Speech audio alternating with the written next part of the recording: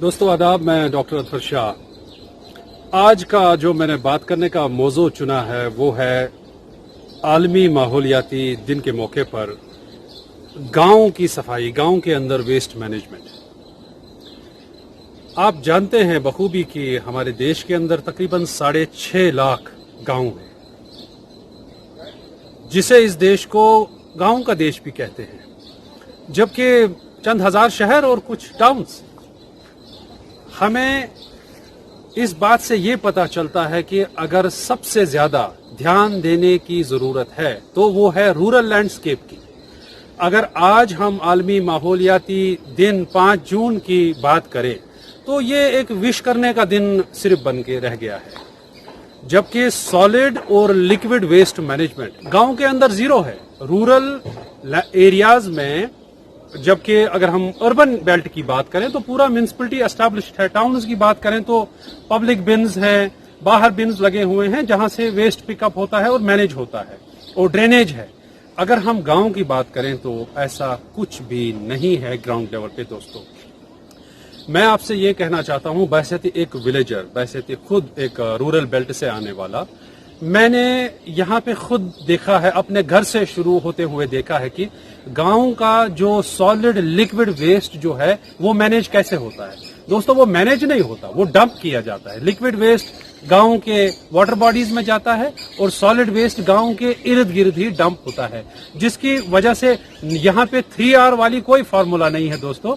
वो है reduce, reuse और रिसाइकल। वो 3Rs वाली कोई भी फार्मूला एस्टैब्लिश नहीं है, कोई भी फार्मूला एक्शन में नहीं है। तो हमें एक खास चीज की ओर ध्यान देना होगा, वो है गांव की सफाई। रूरल एरियाज के अंदर अगर वेस्ट मैनेजमेंट नहीं होगा, चलिए शहर की सतह पे नहीं, टाउन की सतह पे नहीं, लेकिन कुछ तो मेथड्स डिवाइस करने होंगे जिनकी वजह से या जिनके बाइस गांव का रूरल वेस्ट मैनेज हो।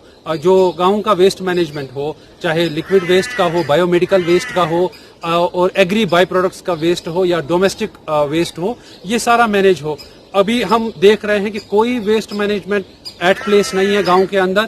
मैं अपने घर की बात करूं, मैं अपने मोहल्ले की बात करूं, कम्युनिटी की बात करूं, सारा जो लिक्विड वेस्ट है वो हमारे पानी में डंप होता है, और जो सॉलिड वेस्ट है वो गांव के इर्द गिर्द ही किसी जगह या बड़ी नदी में डंप होता है।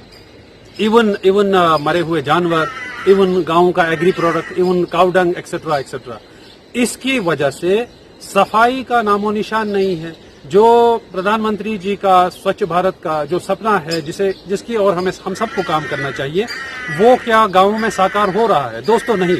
अगर हमें गांव में इन सैनिटेशन को, सफाई को या रूरल वेस्ट या वेस्ट मैनेजमेंट को अमल में लाना है तो कुछ इनोवेटिव आइडियाज जैसे कि राजस्थान सरकार ने किए हैं, वो जियो मैपिंग के जरिए वेस्ट को मैनेज करना चाहते हैं, वैसे कुछ मेथड्स वादी कश्मीर के अंदर भी, हमारी यूटी के अंदर भी होने चाहिए, जिसकी वजह से रूरल वेस्ट पूरी तरह से मैनेज हो। और ये गांव के इर्द गिर्द ही, गांव की गंदगी जब बैठ जाएगी उससे बीमारियां भी होंगी।